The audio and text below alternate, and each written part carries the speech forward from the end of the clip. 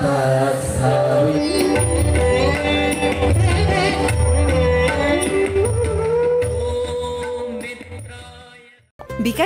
কম খরচে ক্যাশ আউটের লিমিট বেড়ে 50,000, প্রিয় এজেন্টও 2টা।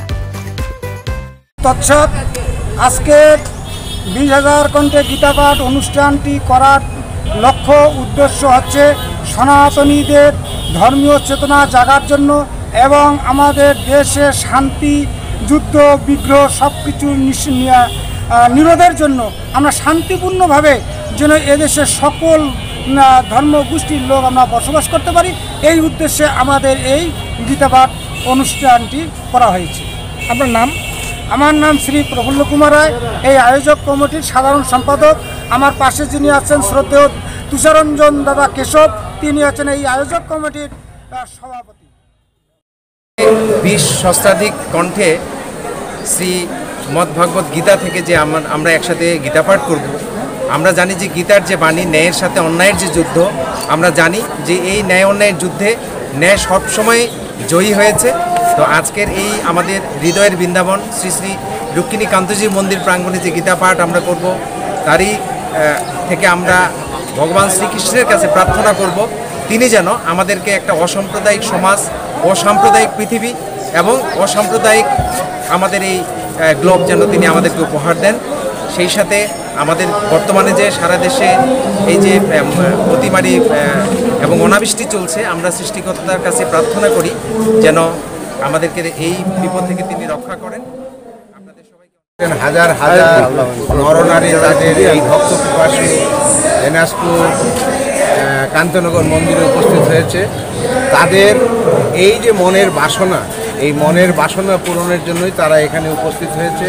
তারা এখানে যে মিলন মেলায় পরিণত হয়েছে, এটা দেখে আমি এবং আমার যে কমিটির নেতৃবৃন্দ আছে তারা সকলে অভিভূত এবং সকলকে সাদর সম্ভাষণ জানিয়ে আমি আবার জানাই তাদের ভক্ত পিপাসু বাণী।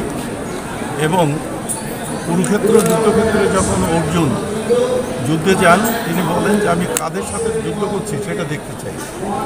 এবং তিনি যখন দেখেন তার পিতামহ এবং তার শিক্ষাগুরু সহ সকল আত্মীয় স্বজন তার বিপরীতে এবং তাদের সঙ্গে যুদ্ধ করতে হবে, তখন তিনি সেই যুদ্ধ না করার সিদ্ধান্ত নিয়ে মানে শ্রীকৃষ্ণকে যখন বললেন যে আমি যুদ্ধ করতে চাই না, তখন ভগবান শ্রীকৃষ্ণ তাকে যেভাবে বুঝাইয়েছেন সেই বোঝানোর ভিতর দিয়ে মানব সৃষ্টি এবং মানবতাকে ধরে রাখা, ধর্মকে ধরে রাখা, মানে সত্যকে ধরে রাখা, মানুষের মঙ্গল করা, কল্যাণ করা ইত্যাদি যে কাজগুলি, সেই কাজগুলি করা হচ্ছে ধর্মের কাজ। এবং এইটা যারা বিনষ্ট করে, তারা ধর্মকে বিনষ্ট করে, সমাজকে বিনষ্ট করে, জনগণকে ক্ষতিগ্রস্ত করে। অতএব এটা রক্ষার জন্য যে যুদ্ধ, সেটা ধর্মযুদ্ধ।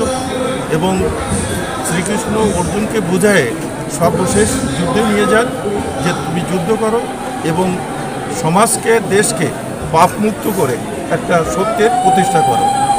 এখন গীতা পাঠের মাধ্যমে মানুষের প্রবৃত্তিকে সেইভাবে জাগ্রত করা, তারা যাতে সৎ পথে চলে এবং জনকল্যাণে কাজ করে। শুধু জনকল্যাণ না, ভগবান শ্রীকৃষ্ণ বলেছেন যে প্রত্যেকটা জীবের ভিতর আমি আছি, অর্থাৎ ঈশ্বর প্রত্যেক জীবের, পরমাত্মা প্রত্যেক আত্মার ভিতর রয়েছে। অতএব আমরা শুধু মানুষ না, প্রত্যেক জীবকেই আমাদেরকে ভালোবাসতে হবে। এবং ধর্ম, বর্ণ এটা নিয়ে কোনো ভেদাভেদের কোনো মানে কারণই থাকতে পারে না। প্রত্যেক সৃষ্টি ঈশ্বরের সৃষ্টি। এবং আমরা যাকে ঈশ্বর বলছি, কেউ আল্লাহ বলছেন, কেউ গড বলছেন। অতএব ক্রিয়েটর অর্থাৎ সৃষ্টিকর্তা কিন্তু এক। এবং বিজ্ঞান, আমি বলবো যে বিজ্ঞানও কিন্তু সৃষ্টিকর্তাকে স্বীকার করে।